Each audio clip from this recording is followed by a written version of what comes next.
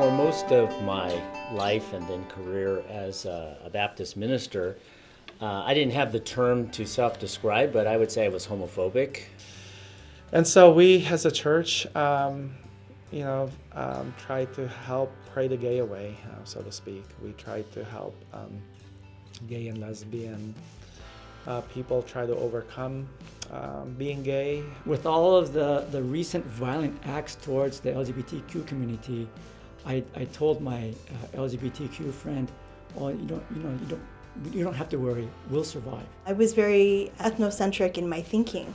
I grew up in a temple in Northern California and had a good experience, and I think what I didn't realize was that not everybody felt comfortable at some of those social activities like I did. All my experiences with gay and lesbian people in the church, I had always been telling them stay celibate or change your orientation or something like that, and every time there was this feeling of death almost, this feeling of oh, that's this impossible thing you're asking. I don't even know how to do that. The big game changer for me was actually getting to know and love real LGBTQ people. I was lucky that this friend of mine told me that they were hurt and upset by my statement. It was a statement that I made because I was not sure how to react.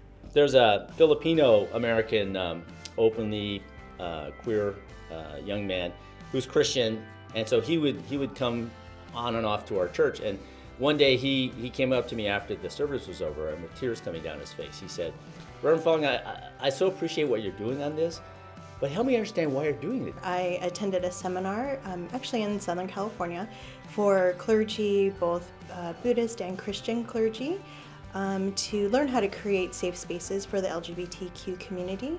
A gay man who wasn't part of my church, but who was the neighbor of one of the congregants at my church, and this was the first man that I had ever met who was not trying to fight his identity, and so it was really interesting for me.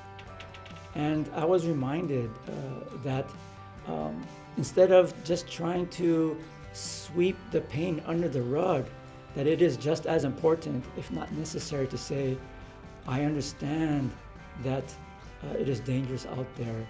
All of a sudden it hit me. I said, no, according to how I read the Bible, you're my brother in Christ, so I do have a family member, right? And then we both started crying, okay? Right, and so I feel like that's been the transition for me, is just like I have extended family members through adoption and marriage that are not Chinese, right, or Japanese, but they're family now.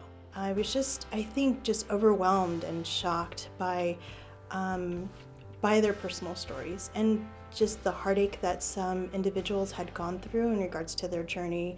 And I think for me it brought a certain awareness that maybe I was lacking before I attended that seminar. And so as this relationship developed, he invited me to go to the HIV clinic where he worked in Los Angeles. And he showed me the neighborhood in West Hollywood and Los Angeles, and I got to meet several people in the community, and it began to change my stereotypes of the gay community. As I've come to know people who have been ostracized, who have been kicked out, right, who've been near death, and yet they still want to come to church. The church has been the primary source of all this pain and trouble and heartache and depression in your life. Why? And they tell me it's because it's still the church. Where else will I go? I have learned so much about real faith, about really yearning for God. When all the things seem to be stacked against you, you still are going in this direction. That has been life-changing for me. Hopefully the faith communities are able to reach inside and to remember why they exist in the first place. Our temples in the Buddhist churches of America were places of refuge for some of the first pioneers that came to the United States, and especially after the war. And I'm hoping that place of security, that place of comfort, could really allow our members to remember that and allow them to open their arms to members of the LGBTQ community who are looking for a place to call home.